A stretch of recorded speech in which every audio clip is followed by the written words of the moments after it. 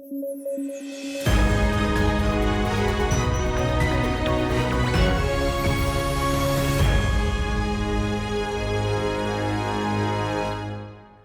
News at 9 programme में आपका स्वागत है। मैं हूं अमृत उपाध्याय। आइए सबसे पहले आज की हेडलाइंस देखते हैं।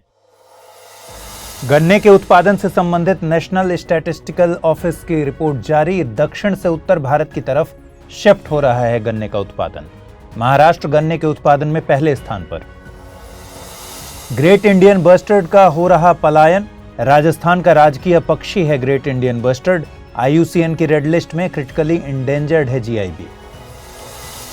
और Dakar international forum on peace and security का हुआ आयोजन। सेनेगल की राजधानी डाकर में हुई समिट, भारत की रही मौजूदगी।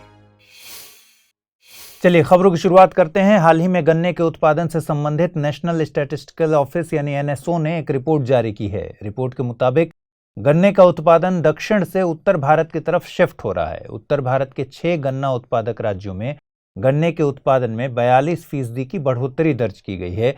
वहीं दक्षिण भारत के राज्यों में गन्ने के उत्पादन में 32.4% की कमी दर्ज की गई है।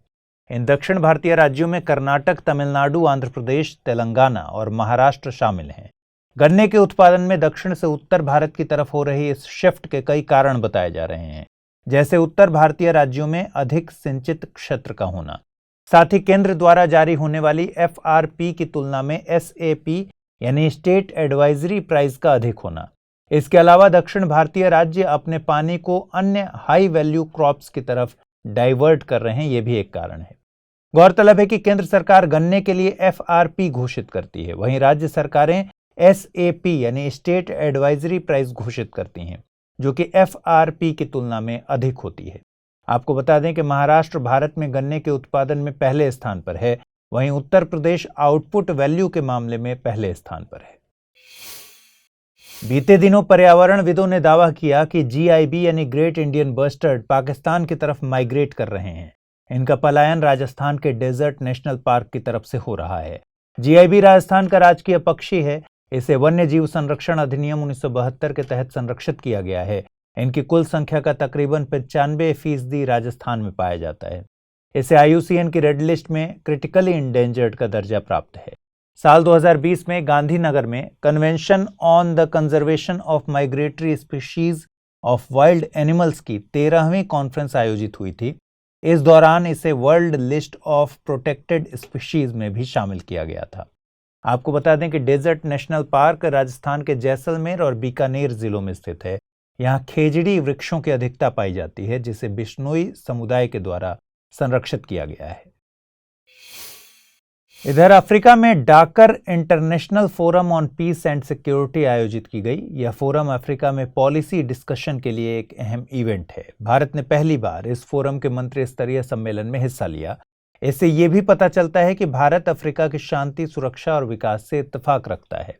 गौरतलब है कि डाकर पश्चिमी अफ्रीकी देश सेनेगल की राजधानी है। इस समय अफ्रीकन यूनियन की अध्यक्षता सेनेगल के पास है। सेनेगल अफ्रीकी महाद्वीप के सबसे ज्यादा पश्चिमी बिंदु पर स्थित है। इसे गेटवे ऑफ अफ्रीका के तौर पर जानते हैं। ये देश एक सीमा पर स्थित है, जहां पर सेमी एरिड ग्रासलैंड, समुद्र और उष्णकटिबंधीय वर्षावन मिलते हैं।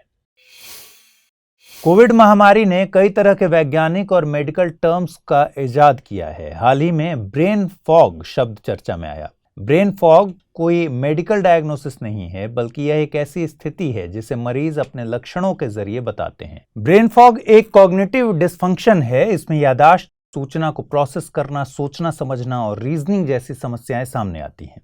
इसमें लोगों को सामान्य से कामों को करने में कठिनाई सामने आती है।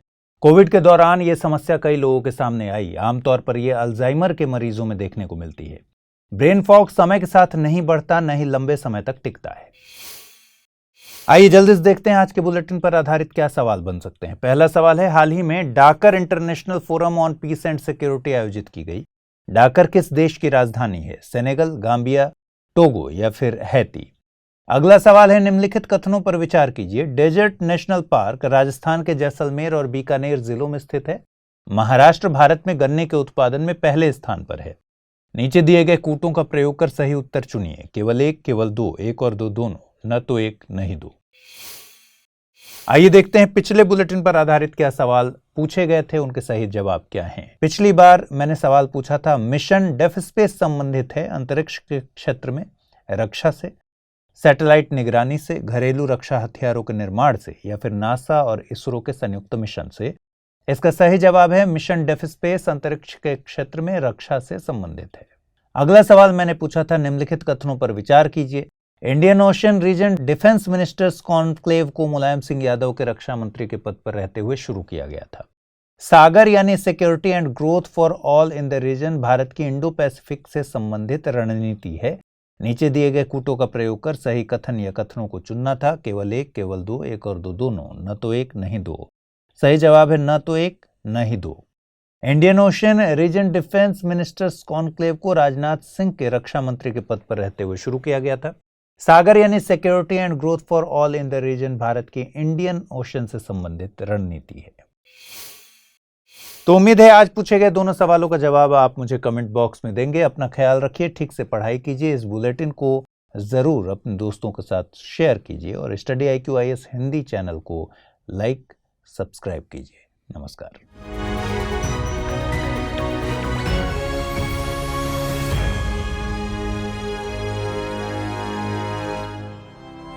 स्टडी IQ IAS अब तैयारी हुई अफोर्डेबल।